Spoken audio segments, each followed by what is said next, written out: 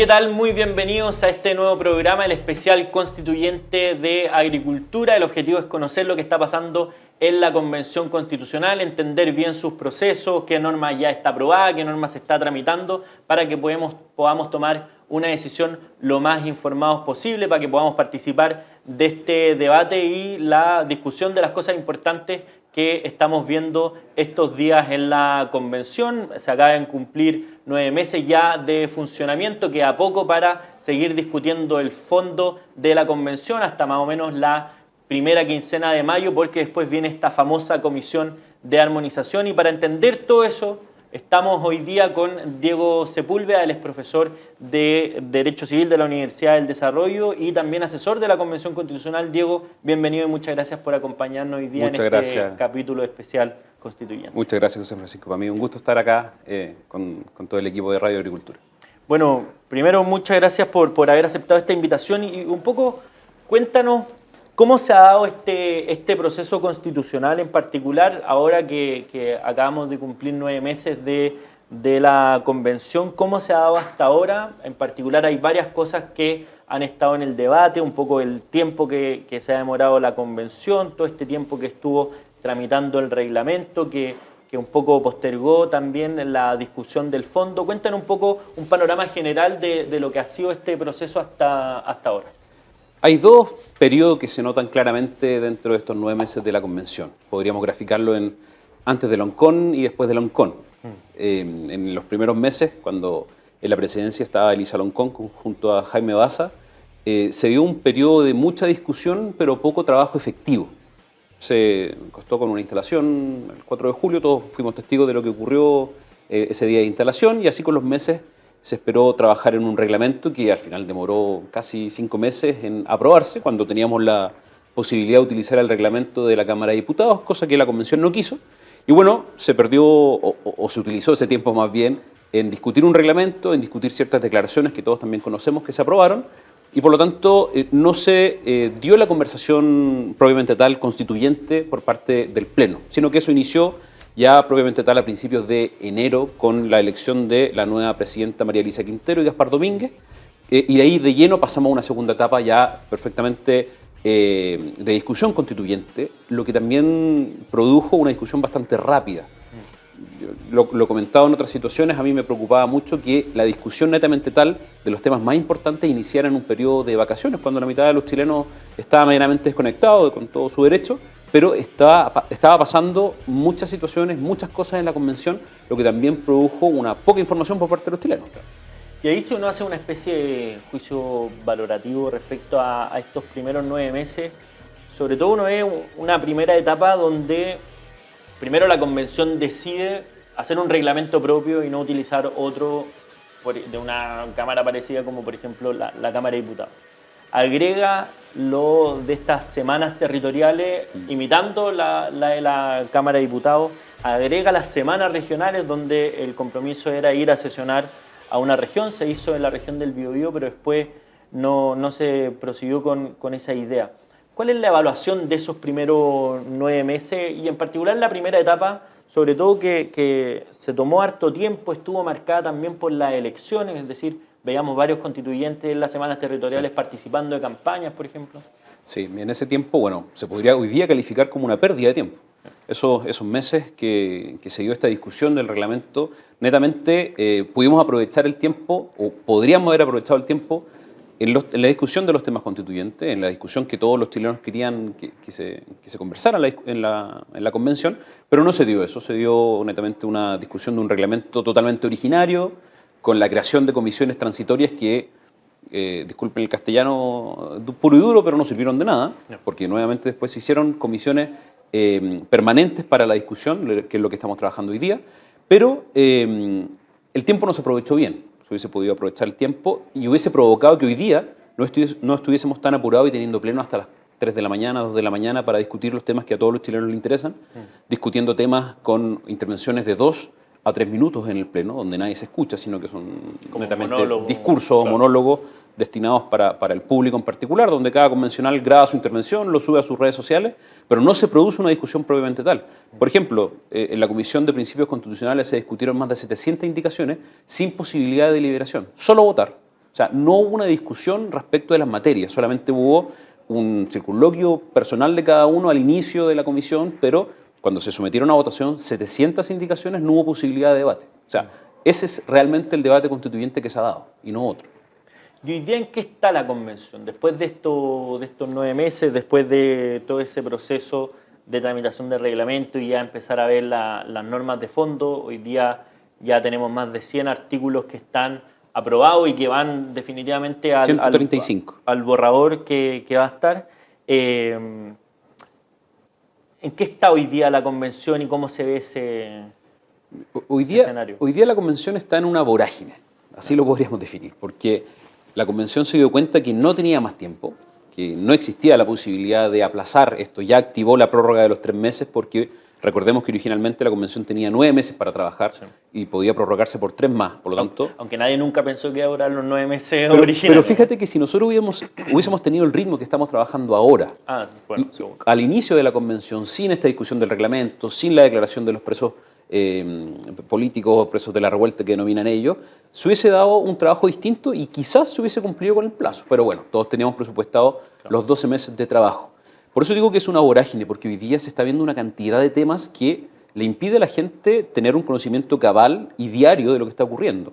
Esta semana, en particular, hay pocos plenos, pero se han dado situaciones de tener 4 plenos en la semana, y lo que implica tener 4 instancias para que se vayan agregando artículos a este borrador de nueva Constitución, entre canto y medianoche, porque realmente las normas se aprueban entre las 8 de la noche y la 1 de la mañana, y por lo tanto... La convención tomó recibo o acusó recibo de que no hay tiempo.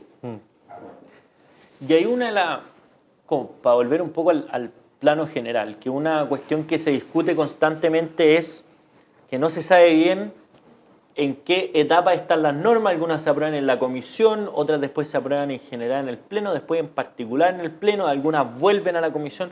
Cuéntanos un poco cómo funciona el proceso para que una norma finalmente quede en el borrador o en la propuesta de nueva Constitución, pero un poco para ir entendiendo también qué cosas son las que se han aprobado y otras cosas que no se han aprobado y que están en tramitación, podrían aprobarse, pero estamos hablando como con muchos términos similares que significan cosas a veces muy distintas. Sí, bueno, aquí voy a tratar de ser lo más pedagógico posible, porque lo que ocurre hoy día en la convención es resultado de, más encima, un mal reglamento. O sea, utilizamos 5 meses para la redacción de un reglamento originario, plurinacional, con paridad, etcétera, todos los apelativos que la convención ya está acostumbrada a utilizar, pero quedó mal hecho. Lo que dio pie a que el procedimiento de una norma constitucional o una norma popular o una norma por iniciativa indígena, que son las 3 vías que hoy día puede ingresar una propuesta constitucional, no se llevara bien a cabo y se produjeran situaciones que complicaron a la convención. Por ejemplo, o para que todos quienes nos escuchen entiendan esto, los convencionales tuvieron un plazo para presentar propuestas constitucionales, las que ingresaban, de acuerdo a su materia, a las comisiones permanentes que se crearon en este reglamento. Está el sistema político, principios constitucionales, sistemas de justicia, etc. Son 7 comisiones que están repartidas con distintos convencionales donde ingresaron estas normas. Una vez que se discute en cada comisión, se discuten en general, estas iniciativas se someten a votación y se crea un informe. Cada comisión va creando un informe. Y ese informe se presenta al Pleno.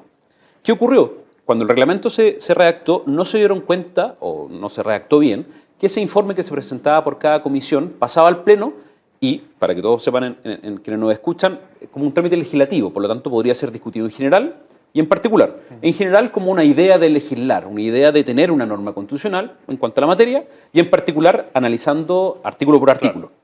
Pero acá esa distinción no estaba muy clara, lo que permitió que se pudiesen discutir en general, artículo por artículo y no solo en el informe, y en particular artículo por artículo e inciso por inciso. Por lo tanto se produjo una mezcla, una mezcolanza entre el informe en general y el informe en particular, lo que produjo que cuando se rechazara algo, volvieran a la comisión como un segundo informe en general o como una segunda propuesta constitucional en particular. O sea, se produjo una mezcla, pero que a los convencionales les cuesta incluso entender. Por lo tanto, la convención se dio cuenta de esto y que el reglamento estaba más o menos erróneo y se han producido 4 modificaciones al reglamento. O sea, imagínate, no estamos jugando un partido de fútbol y durante el partido de fútbol se cambian las reglas, que el offside ya no es así, que el gol de media cancha no vale de tal o cual manera. Eso pasó hoy día en la convención y se han modificado el reglamento una vez que ya estamos jugando este juego. Bueno, la cosa es que hay una regla muy especial que nosotros sabemos que tiene que alcanzar 103 votos, una propuesta constitucional para que pase a este borrador, claro, pero también puede ser rechazado por menos de la mitad de los convencionales que votaron. Cuando ocurre esa situación, la norma muere, ya no puede volver a ser discutida. Pero cuando saca entre la mitad y 103, esa norma vuelve a la comisión con un máximo de 2 veces para que pueda volver a discutirse o ser mejorada. Entonces, en esa situación estamos. Se producen choques procesales, se producen confusiones procesales de la tramitación de la norma, pero que se han intentado solucionar con modificaciones al reglamento, aun cuando el partido ya está corriendo y estamos ya en los descuentos. Pero es decir, una norma puede volver a la comisión al ser rechazada en general, se cumple este requisito de ser rechazada por entre la mitad y los 103, o puede volver después, ser rechazada en particular cuando y también vuelve a la comisión. Hoy día eso ya se solucionó, se arregló por parte del reglamento. ¿Por qué? Porque esa situación que tú describes ocurre solamente con los primeros informes. No. Los primeros informes van a crear estos 2 informes rechazados y que vuelven, pero a contar de los segundos informes ya eso no va a ocurrir porque se enmendó la situación, el error que había cometido el Pleno de la Convención y solamente se somete a votación en general una sola vez como idea de legislar y en particular, artículo por artículo, lo que va a crear un informe que puede volver a la comisión. Entonces, hoy día, cuando se vota en particular las normas, artículo por artículo o inciso por inciso, cabe la posibilidad de que al rechazar alguna norma, esta vuelva a la comisión para ser enmendada o corregida, pero eso ya no ocurre en general. ¿Y ahí cómo se ve esto de el tiempo y los informes? Porque varias comisiones están tramitando todavía su primer informe, en el sentido que yo creo que ya todas las presentaron al Pleno, pero falta que algunas se rechazaron y vuelvan a presentar ese mismo informe. Pero en paralelo, estas mismas comisiones tienen que seguir avanzando en los otros, porque al menos son 3 por comisión, exacto, supongo. Sí. Entonces, ¿cómo calza eso con el poco más de un mes que queda para alcanzar a tramitar todo eso en las comisiones? Es decir, enmendar las cosas que se corrigen, presentar los informes nuevos, después esos informes nuevos también quizás hay que enmendarlos en un periodo tan breve de tiempo. Claro, bueno, eso implica que la convención desde la próxima semana tenga pleno casi todos los días. No. Es decir, todos los días se aborda la situación de que pasen nuevas normas constitucionales a este borrador de nueva constitución. Por ejemplo, la Comisión de Principios Constitucionales, donde yo estoy más específico, no obstante que también monitoreo todas las comisiones, tiene pendiente su informe de reemplazo del primer informe, pero ya se sometió su segundo informe a deliberación y estamos hoy día discutiendo en la comisión el tercer informe. Entonces, la convención se dio cuenta de que hay poco tiempo y hoy día, en la mañana revisando los correos, se produjo un acuerdo por parte de la directiva de la convención para volver a reducir aún más los tiempos de deliberación en el Pleno, lo que implica que ya no vamos a discutir 5 horas en general o 3 horas en particular, sino que vamos a discutir en conjunto ambos informes por un máximo de 3 o 4 horas según lo determine la mesa directiva. Por lo tanto, con eso da cuenta de que la mesa directiva se dio cuenta que no nos da el tiempo, porque si nos sacamos el cálculo y restándolo de la comisión de armonización, no nos quedan más allá de 25 días de trabajo efectivo. Claro. Por lo tanto, lo que yo veo que va a ocurrir de aquí en adelante es que vamos a tener más de 2 plenos por día o vamos a analizar más de 2 informes de distintas comisiones por día durante muchos días seguidos. O sea, la gente se va a dar cuenta en su casa que va a venir una avalancha de normas que van a pasar a este borrador de nueva constitución, que recordemos, lleva 135 artículos y nos quedan muchas materias por analizar. La constitución actual tiene 129, ya la vamos superando, y por lo tanto esta va a ser una constitución bastante extensa que va a ser poco armónica entre todos los artículos que se han ido aprobando, según vemos de lo que ha quedado hoy día en el borrador de nueva constitución. Y ahí en la calidad del debate, porque el otro día en Llegó la Hora, que va en la radio todos los días a las 7 de la tarde, aprovecho para pasar el dato también, estaba conversando con Rodrigo Álvarez y me acuerdo que tuvo un problema de conexión porque tenía que exponer en el Pleno, pero dijo, mira, tengo que exponer 3 minutos para comentar 37 artículos. Así es. Y si tú dices ahora que se está reduciendo ese tiempo de deliberación o de discusión, donde en el fondo lo que muchas veces se ha criticado es que es una especie de agregado de monólogos, porque en verdad la verdadera discusión no se está produciendo. Bueno, la ciudadanía podría sospechar es que si es que ahí no se está dando la discusión verdadera, bueno, ¿dónde se está dando la discusión verdadera? O si es que esta discusión verdadera ya se dio. Es decir, que esto es simplemente una especie de check que hay que cumplir, sí, pero en el fondo la gran deliberación se está produciendo en otros lados, como lo vimos también en la Comisión de Sistema Político, cuando se rechaza este primer informe y después la misma comisión o los miembros, los colectivos llegan a un acuerdo, pero sin, y esto es lo grave, sin esta tramitación que se había exigido, es decir, una negociación que no tiene acta, una negociación que no tiene, no se sabe quién dijo qué cosa. Mira, hoy día la discusión propiamente tal no se está dando. Hay muchas instancias en que no existe tal debate, no obstante que se le ponga el nombre de debate. Nosotros sabemos que las cosas son lo que son y no lo que se dicen que son, y por lo tanto no existe un real debate. Ocurre muchas veces, como quizás le ocurrió al convencional Álvarez, que tiene que presentar una norma justo cuando también tiene que estar votando en su comisión. Entonces, aquí todos se hacen los locos, presenta a alguien 2 minutos, ronda de preguntas, no hay preguntas, y listo, y sigue. Claro. El debate propiamente tal se dio, yo creo que las primeras semanas de enero y para de contar. O sea, ¿por qué? Porque en el pleno, donde es la instancia donde están todos presentes, no hay debate, y en las comisiones hoy día están en tal vorágine de ir analizando, porque hay una presión de la mesa directiva, de los coordinadores de cada comisión, para que vayan presentando los informes, porque si no el tiempo no da, claro, y por lo tanto eso implica que no hay una discusión de una materia, no hay un tiempo para una reflexión, no hay un tiempo para llegar a acuerdos, sino que se van presentando y se van aprobando de acuerdo a quién presenta la norma. Te pongo un ejemplo. Me acuerdo que hace un tiempo en la Comisión de Principios Constitucionales, el convencional Martín Arrau presentó una norma supresiva de un artículo. Suprímase tal artículo por tal o cual razón. Imagínate que se rechazó suprimir ese artículo porque venía del convencional Arrau, pero cuando se vota en particular el artículo, se rechaza el artículo. O sea, se podrían haber adelantado 2 pasos, claro, si hubiesen aprobado la indicación que venía de Martín Arrau, pero como venía de él, lo rechazaron, esperaron que fueran pasando todas las indicaciones y después se rechaza en general el artículo. O sea, aquí se dice que hay poco tiempo, pero para las cosas trascendentales de la discusión tampoco se ha dado ese tiempo. Y por lo tanto, vamos a tener un proyecto de constitución poco discutido, poco deliberado, poco acordado.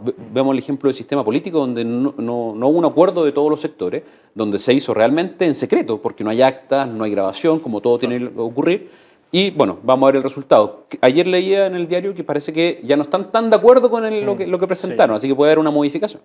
Y ahí lo grave de estas discusiones sin acta o sin grabación es que lo que al menos los que hemos seguido la convención vemos que no solamente es importante la norma que sale al final, sino también qué quiere decir o qué quisieron decir aquellos que promovieron esta iniciativa. Bueno, eso también tiene un valor jurídico, sí, claro, de interpretación para un futuro tribunal constitucional o corte constitucional, lo que de ahí salga.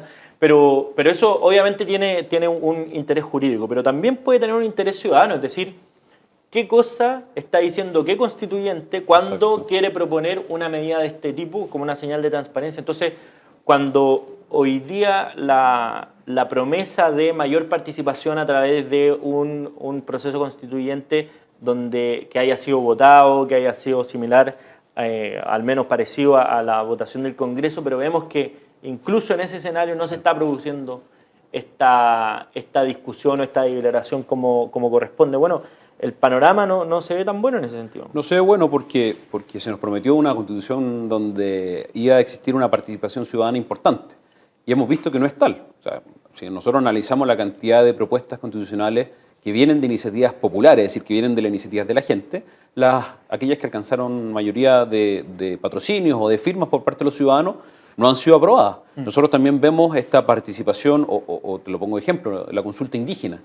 Dentro de las comisiones hay una comisión dedicada a la consulta indígena porque la mayoría circunstancial de la convención dijo que era absolutamente necesario para el proceso constituyente.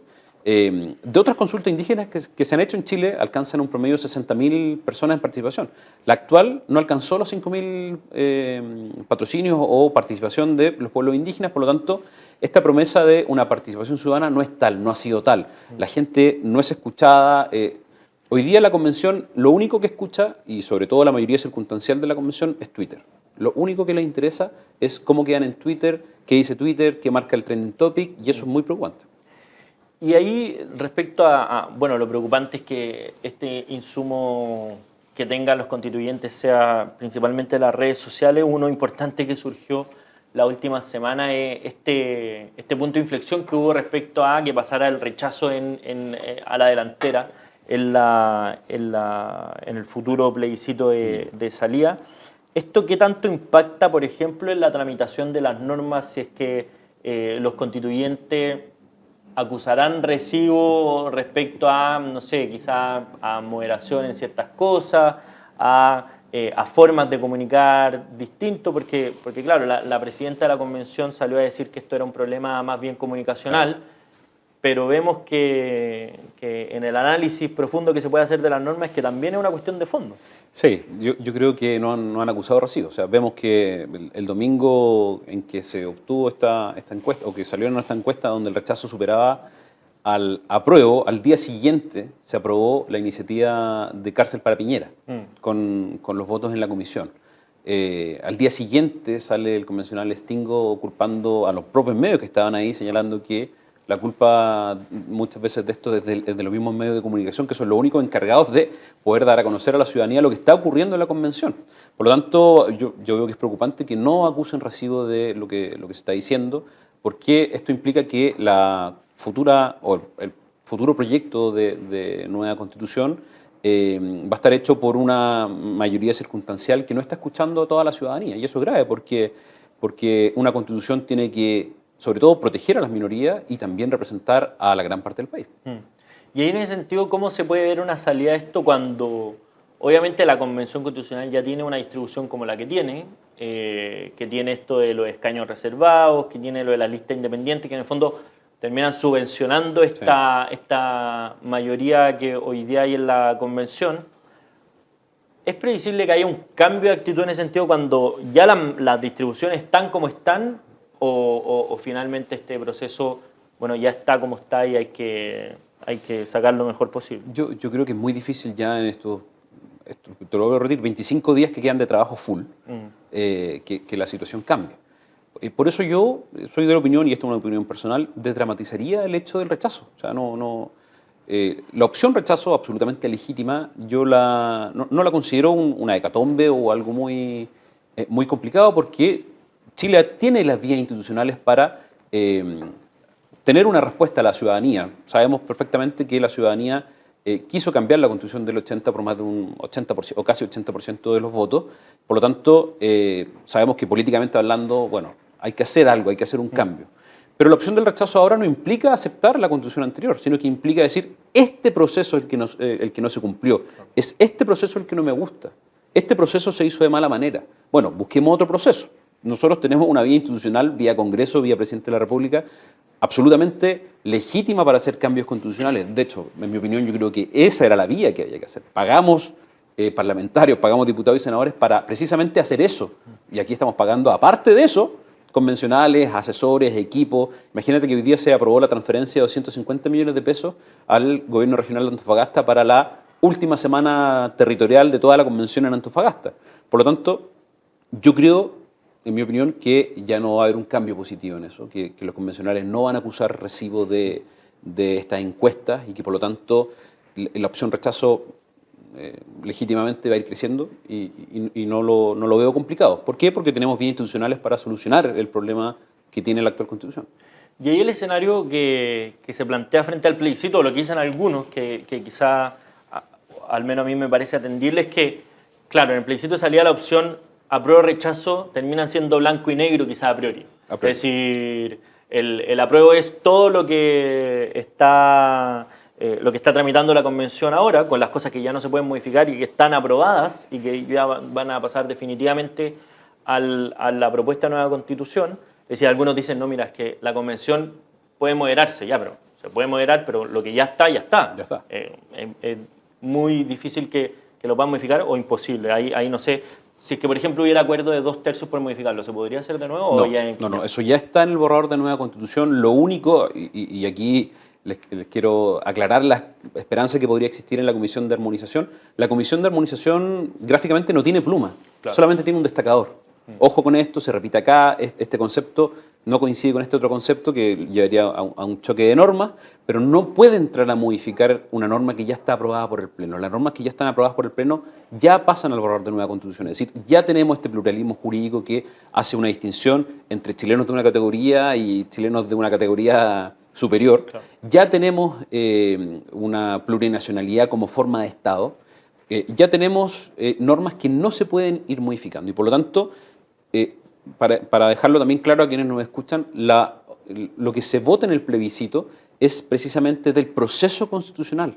No es una aprobación a una constitución anterior o que está vigente actualmente, sino que es la decisión respecto a si te gustó o no te gustó, cómo trabajó la Convención Constitucional y su resultado. Eso es lo que se va a someter a votación en el plebiscito y no otra cosa. Por lo tanto, aquí nosotros vamos a ver una avalancha comunicacional ya lo hemos visto por declaraciones del presidente Boric, la Constitución hecha por 4 generales, que sabemos que es algo falso, por la Constitución de la Esperanza, pero en definitiva no es eso. Lo que vemos hoy día es un proceso excluyente, que se ha hecho mal, de mala manera, sin debate, sin deliberación, y por lo tanto el resultado de eso va a ser sujeto a un escrutinio por parte de los chilenos el día, al parecer, 11 de septiembre, donde se espera que sea el plebiscito. Pero para desdramatizar el hecho del rechazo o incluso el apruebo, lo que se va a aprobar ahí o se va a rechazar ahí es el trabajo de la Convención y no otra cosa. Habrá que buscar otra vía, si no le gusta el trabajo, bueno, habrá que hacerlo. Chile tiene vías institucionales para hacerlo, pero ahí serán los chilenos los encargados de decidir si le gusta o no le gusta el trabajo de la Convención. Diego Sepúlveda, profesor de Derecho Civil de la Universidad del Desarrollo y asesor de la Convención Constitucional, muchas gracias por habernos acompañado en este especial constituyente. A ti, José Francisco, yo un gusto estar acá, para lo que necesiten, cuenten conmigo. Muchas gracias y muchas gracias a ustedes por su audiencia, nos vamos a seguir encontrando en las próximas ediciones de este especial constituyente de Agricultura, así que nos vemos, que esté muy bien.